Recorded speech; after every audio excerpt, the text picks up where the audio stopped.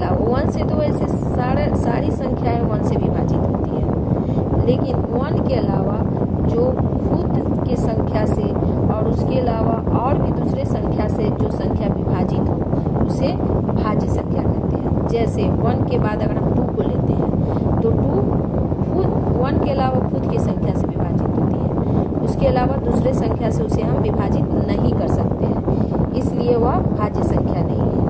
3 भी खुद के अलावा दूसरे से नहीं विभाजित होती है, इसलिए वह भी भाज्य संख्या। 4, जब हम 4 की बात करते हैं तो 4 जो है यह 1, 2 फिर खुद की संख्या 2 से भी विभाजित होगी, 4 से भी विभाजित होगी, इसलिए इसे हम भाज्य संख्या के श्रेणी में लाते हैं। 5 के बाद 6 भी 1, 2, 3 और 6 स्वयं से भी विभाजित होगी, इसलिए ये भाज्य संख्या है।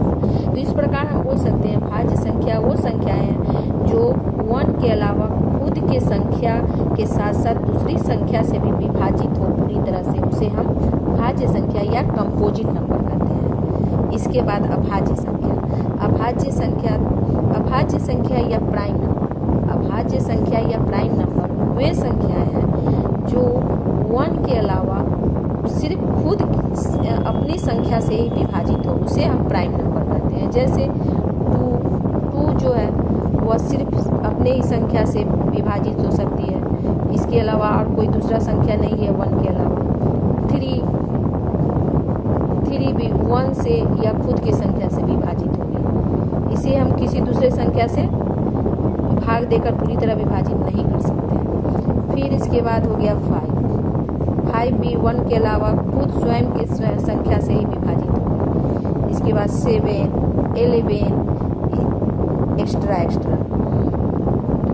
फिर इसके बाद अब हम सम संख्या को जानेंगे। सम संख्या जिसे हम इवेन नंबर भी कहते हैं। सम संख्या इवेन नंबर वैसी संख्या जो 2 से विभाजित हो, वे सम संख्या कहते हैं। और जिस भी संख्या के इकाई के अंक में यदि 0, 2,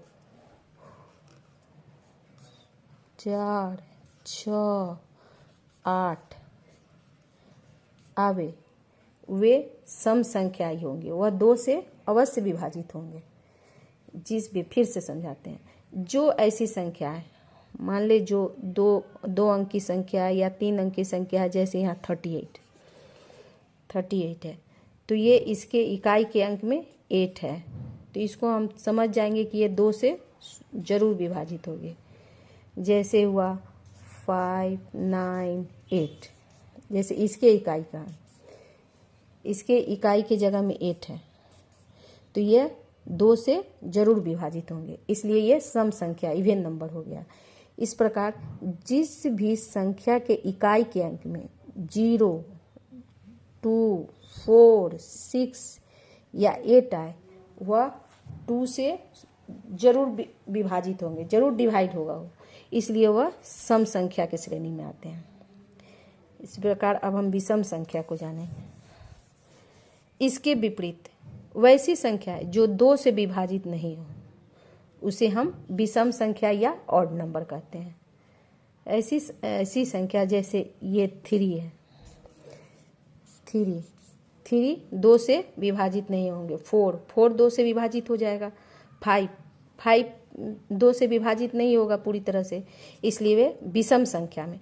जो भी संख्या है जो 2 से पूरी तरह से विभाजित नहीं हो वे विषम है, और जो 2 से पूरी तरह से विभाजित हो जाए वे विषम संख्या होते हैं। इस प्रकार आज हम composite number, prime number, even number, odd number को अच्छी तरह से समझ गए हैं। ओके।